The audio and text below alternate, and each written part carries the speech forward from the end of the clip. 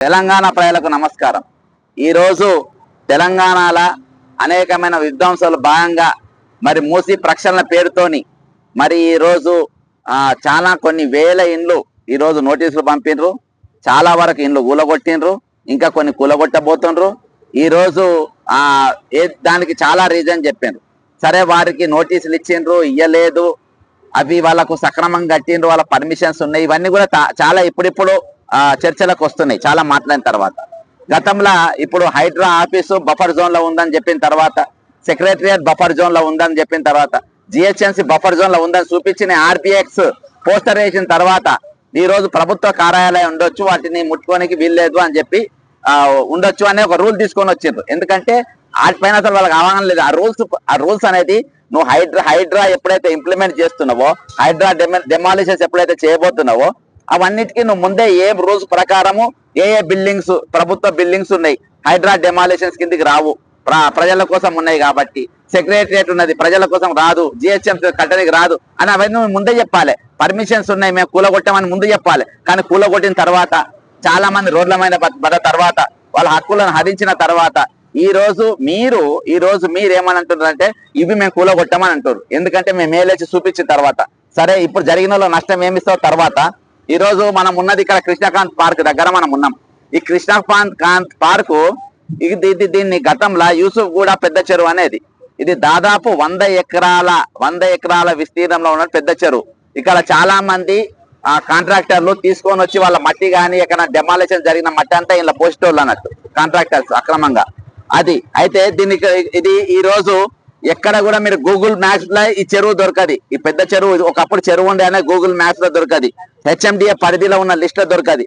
ఇగో ఇక్కడికి వస్తుంది, ఇగో ఇది యూసుఫ్ గూడ,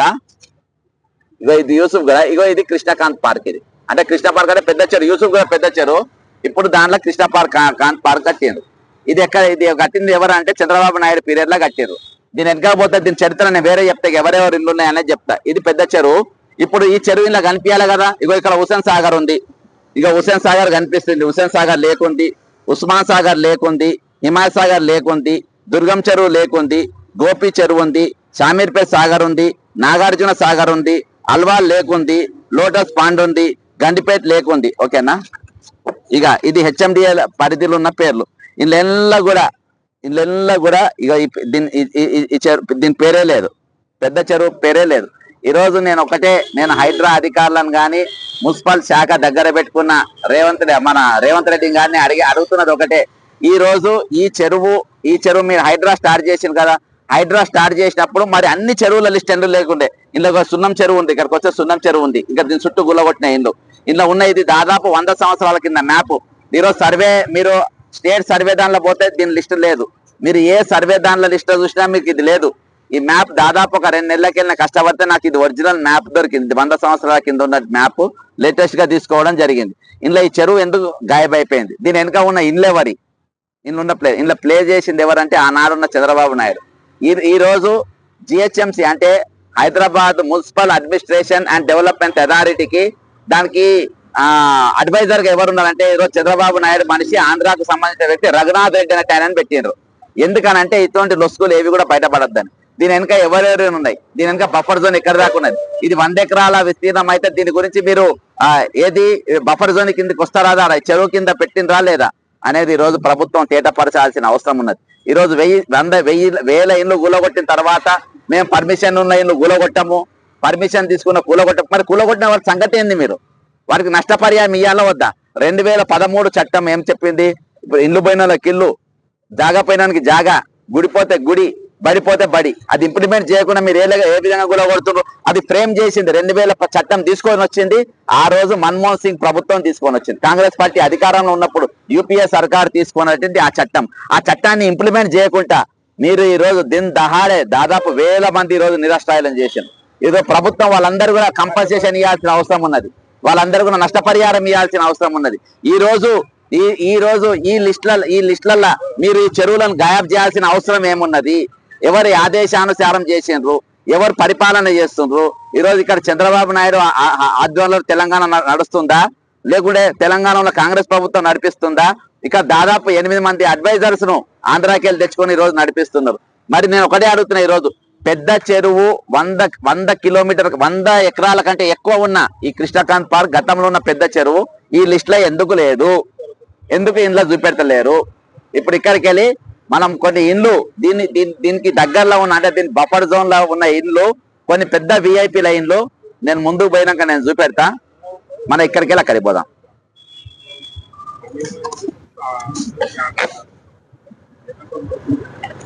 మిత్రులారా, ఇక్కడికి వెళ్ళి మనం అక్కడ వెళ్తాం. కృష్ణకాంత్ పార్క్ బోర్డుకి వెళ్ళి మనం బయలుదేరుతున్నాం ముందుకు. ఇక్కడికి వెళ్ళి వెళ్తున్నాము. ఇదంతా కృష్ణకాంత్ పార్కే. ఇది కృష్ణకాంత్ పార్క్ ఇంటికి వస్తుంది. ఇక్కడ అసలు చెరువు ఎంత విస్తీర్ణం ఉన్నది ఒకసారి మనం చూస్తే తెలుస్తుంది. ఇదంతా కూడా గతంలో ఉన్న చెరువే.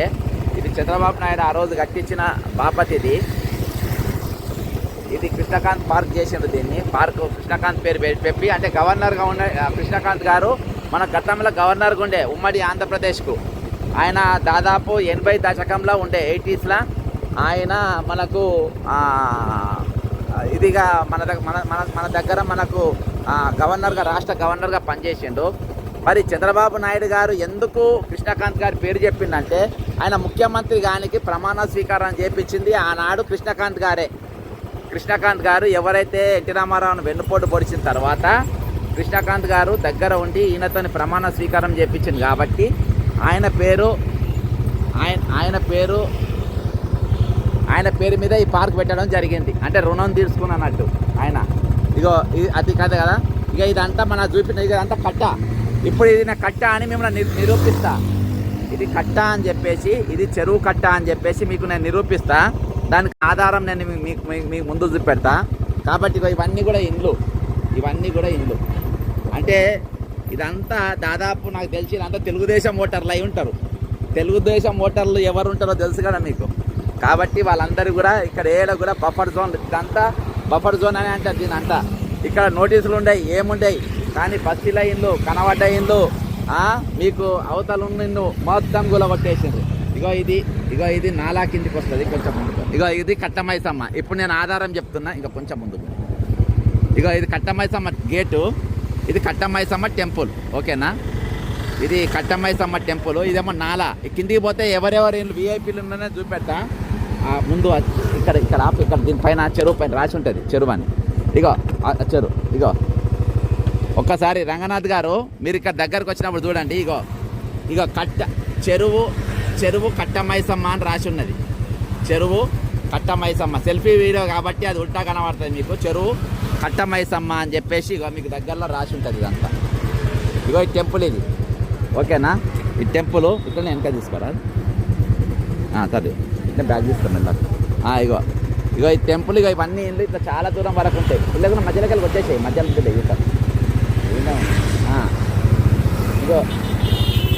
ఇదంతా అది ఉంది యూటర్న్ ఆడ. ఇవన్నీ కూడా ఇండ్లు. ఇవన్నీ ఇండ్లు. వీటికి దేని గుడి ఇవ్వాలి. నేను బాజాబ్తా చూపించిన కదా. ఇక పోవచ్చు మీకు బాజాబ్తా చూపించిన కదా. ఇదంతా చెరువు కట్ట. ఇదంతా అంటే ఇక అక్కడ దాకా ఉండొచ్చు. గుడి ఇక్కడ దాకా కట్టింది కాబట్టి అక్కడ దాకా మంగళ సమాజ్. ఇట్లా పోవచ్చా? రైట్ పండి. రైట్. ఇట్లా తీసుకుంటున్నాము. ఇదంతా కట్ట. మన కట్ట పక్కన ఉన్న ఇండ్ల మధ్యలోకి వెళ్ళిపోతున్నాం. ఇక్కడ ఇప్పుడు ఒక పెద్ద విఐపీ ఇల్లు చూపెడతాం మీకు. కాకపోతే ఇవి నేను ఏవి ఇల్లు కూడా కూలగొట్టాలని అంటలేను. అంటే ఈరోజు ఒక్కొక్కరికి ఒక్కొక్క తిరిగా న్యాయం ఏ విధంగా ఉంటుంది అనేది మీకు చూపెడుతున్నా. ఇట్లా వెళ్ళిపోండి. న్యాయం ఒక్కొక్కరికి ఒక్కొక్క విధంగా ఏ విధంగా ఉంటుంది, ఏ విధంగా న్యాయం అనేది మారుతాయని చెప్పేసి మీకు చూపించే ప్రయత్నమే. కానీ ఇక్కడ వీళ్ళ ఇల్లు గుల్లగొట్టాలి, వీళ్ళని రోడ్లు ఎక్కియాలి అనేది మన సిద్ధాంతమే కాదు. ఇంత ఎత్తుగా ఉన్నదంటే ఇదంతా కట్ట అని అర్థమైందా? ఇంత ఎత్తుగా ఎందుకు ఉంటుంది ఇది? ఇదంతా ఎందుకు కానీ కిందికి ఉన్నది చూడండి. ఇది కిందికి ఉన్నది. ఇవన్నీ పెద్ద పెద్ద బిల్డింగ్స్ ఉన్నాయి. చిన్న ఇండ్లు ఏవి లేవు. చిన్న ఇండ్లు ఏవి కూడా లేవు. ఉన్నాయి అన్ని పెద్ద ఇండ్లే. అర్థమైందా? ఉన్న ఇండ్లన్నీ కూడా పెద్ద పెద్ద ఇండ్లు, పెద్ద పెద్ద బిల్డింగ్లు ఉన్నాయి.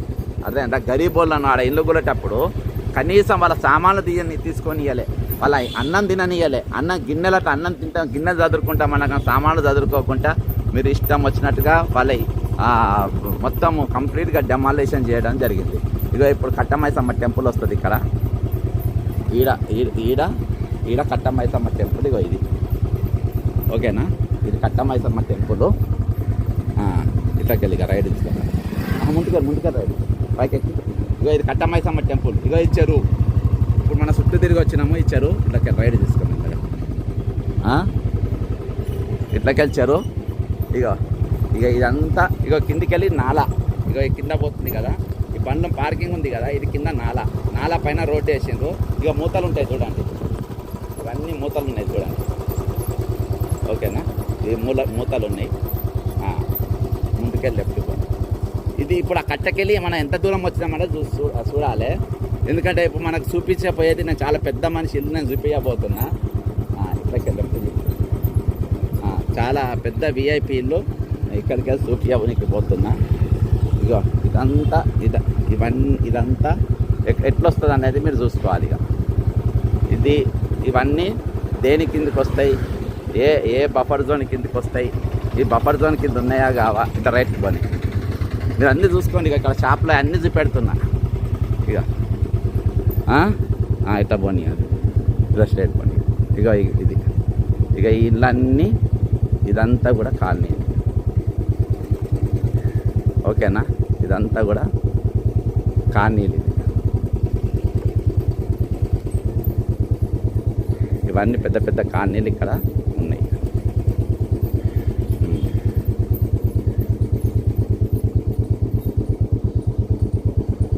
స్ట్రేట్ చూసింది కదా, ఇన్ని ఇండ్లు ఉన్నాయి, ఇన్ని ఇండ్లు ఇక్కడ ఉన్నాయి. Right right.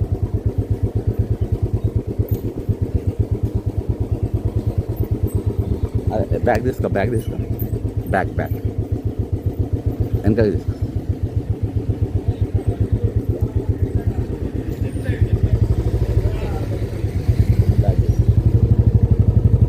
ఇవన్నీ విఐపి ఇండ్లు ఇవి.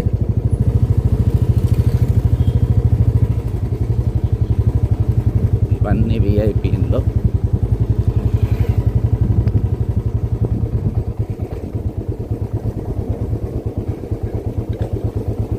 మనం దాటేసినట్టు మా ఇల్లు. ఇక్కడ నిమిషం.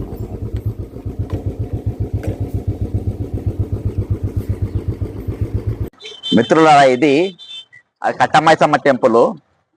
ఆ వెనుక ఉన్నది కృష్ణకాంత్ పార్కు. అది యూసుఫ్ కూడా పెద్ద చెరువు. అది పెద్ద చెరువు అని చెప్పి కట్టమైసమ్మ దగ్గర చూపించిన. అక్కడికి వెళ్ళి ఇక్కడికి బఫర్ జోన్. ఇక కింద మనం నిలబడేది నాలా. ఇది చూపి ఆ నాలా. ఇగో నాలా, ఇది చూపి. ఇగో ఇది నాలా, పెద్ద నాలా. ఇగో ఇక్కడికి వెళ్ళి అక్కడ దాకా మొత్తం పెద్ద నాలా. ఇది ఈ నాలా వస్తుంది. ఇక ఇక్కడికి వెళ్ళి నేను చూపెడతా అన్న పెద్ద రియాయితీలో ఏంటి అంటే, ఈ ముందు అంటే పర్టికులర్ గా ఆయన ఇల్లు చూపిస్తే బాగుండదు. ఎందుకంటే ఆయన చాలా పెద్ద ఆపరేషన్ చేసింది కాబట్టి ఆయన పేరు చూపించద్దు. అదే మన హైడ్రా కమిషనర్ రంగనాథ్ గారి ఇల్లు ఇక్కడనే. ఈ రౌండప్ ఈ రేడియస్ లా నేను ఇల్లు పర్టికులర్ గా చూపెడతలేను, ఎందుకంటే ఆయన సేఫ్టీ మెజర్స్ లా ఆయన ఇంటికాడికి కూడా పోయినా, బయట గన్మెన్ కూడా ఉంటారు. పెద్ద కాలనీలు ఇక్కడ ఉన్నాయి.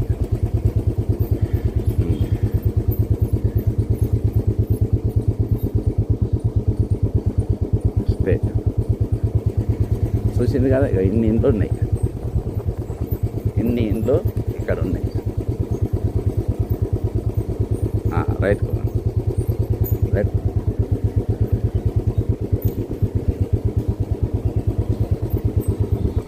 బ్యాగ్ తీసుకో, బ్యాగ్ వెనకాల తీసుకో.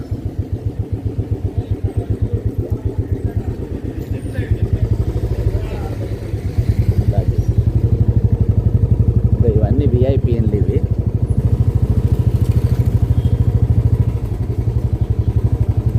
ఇవన్నీ విఐపి ఇండ్లు.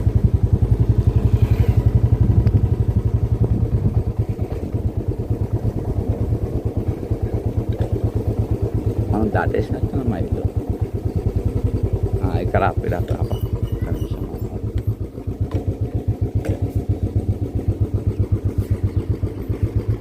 మిత్రులారా, ఇది కట్టమైసమ్మ టెంపుల్. ఆ వెనుక ఉన్నది కృష్ణకాంత్ పార్కు. అది యూసుఫ్ కూడా పెద్ద చెరువు. అది పెద్ద చెరువు అని చెప్పి కట్టమలసమ్మ దగ్గర చూపించిన.